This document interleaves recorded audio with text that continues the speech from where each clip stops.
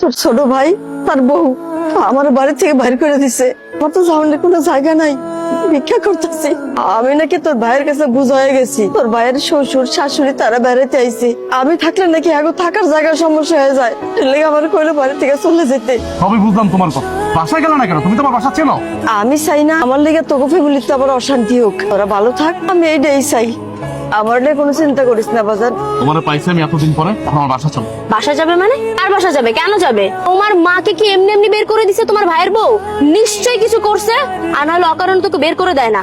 আর তুমি কিভাবে মনে করলা যে একটা অকর্মার ঢেকিকে আমি আমার বাসায় নিয়ে উঠাবো? কোনোদিনও না। তোমার ছোট ভাইয়ের বউ যেহেতু রাখতে পারেনি, আমি কেন রাখবো? কখনোই না। আমার মা আমার বাসা যাবে, তোমার সমস্যা কি? আমি তো বুঝলাম না। আমার সমস্যা আছে। তোমার মায়ের গেটআপ দেখো, অবস্থা দেখো। আমাদের বাসায় আমার বাবা থাকে, আমার বাবার সামনে যদি তোমার মাকে নেই তো আমি কি বলবো তাকে যে কেন হুট করে এইভাবে ফকিন্নি ভিক্ষুক অবস্থায় নিয়ে আসছি? তখন এক্সপ্লেইন করবে আমার বাবার সামনে যে তোমার ছোট ভাই আর ছোট ভাইয়ের বউ তোমার মাকে ঘর ধাক্কা দিয়ে বের করে দিছে আর তুমি নিয়ে আশ্রয় দিছো। কিভাবে শ্বশুরের সামনে কথা বলবা? আমার বাবা যতদিন আমার বাসায় আছে, তোমার মা কেন, তোমার কোনো আত্মীয় স্বজন আমি নিবো না। তুমি আমার মাকে ভিক্ষুক বললা? ভিক্ষুককে ভিক্ষুক বলবো না তো কি বলবো? ম্যাম সাহেব বলবো। সে আমার মা, সে আমাকে গর্বে ধারণ করছে। তুমি যদি আরেকটা কথা বলো হরিনাম মা, চলো তুমি আমার বাসা চলো। আমি দোয়া করি তোরা ভালো থাক, আমার জন্য অশান্তি দরকার নাই। ভালো থাক বাবা। মা মা,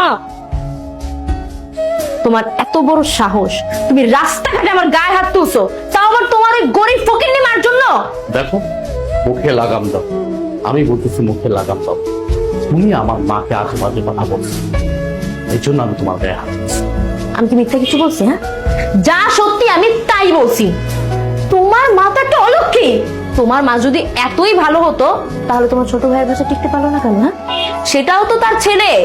তোমার ছোট ভাইয়ের বউ কেন তোমার মাকে রাস্তায় বের করে দিল? হ্যাঁ, নিশ্চয়ই কোন আকাম কুকাম করছে, আর না হলে চুরি করছে হয়তো বা, এই জন্যই ঘাড় ধাক্কা দিয়ে বের করে দিছে। আর তুমি কিভাবে ভাবলা এরকম একটা চোরকে আমি আমার বাসায় নিয়ে আসবো? তাহলে আমি এক কাজ করি, তুমি আমার মাকে আজে বাজে কথা বলার আগে, তোমার বাপ তো আমাদের বাড়িতে থাকে তাই না? আমার কাছে থাকে, শ্বশুর বাড়ি থাকে। তোমার বাপ তো একটা নির্লজ্জ বেহায়া। এক কাজ করি, তোমার বাবাকে এই বাড়ি থেকে বের করো। তুমি কি বলছো সব? আমার বাবাকে বের করে দিবা মানে? কেন চুপ থাকবো? এখন লেগে গেছে না? এখন লেগে গেছে। নিজের বেলায় 16 আনার, পরের বেলায় 1 আনা না।